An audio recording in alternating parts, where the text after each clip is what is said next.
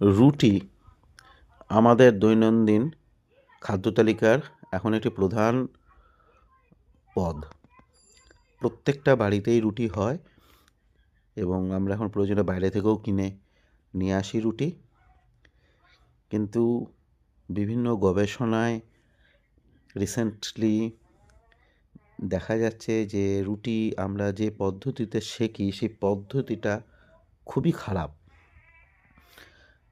Direct গ্যাসের ফ্লেমের সঙ্গে যখন রুটিটার সম্পর্ক ঘটে তখন নানান রকমের রাসায়নিক উপাদান সৃষ্টি হয়, যেটা শরীরের পক্ষে ভীষণই ক্ষতিকারক, ক্যান্সারের জন্য যথেষ্ট ক্ষতিকারক, সম্ভাবনা অনেক বেশি থাকে। আপনারা যারা স্টাডি করেন তারা জানেন যে এটা কিন্তু ঘটে। তা আমি ওই পদ্ধতিটা বন্ধ করে এইভাবে আমরা রুটিটা সেঁকছি। দেখুন কি সুন্দর রুটি তৈরি হচ্ছে,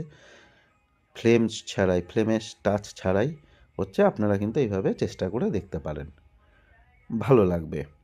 দু একবার অসুবিধা হবে ঠিকই, কিন্তু কোনো রকম থেকে কি সুন্দর ফুলছে, কোনো সমস্যা নেই।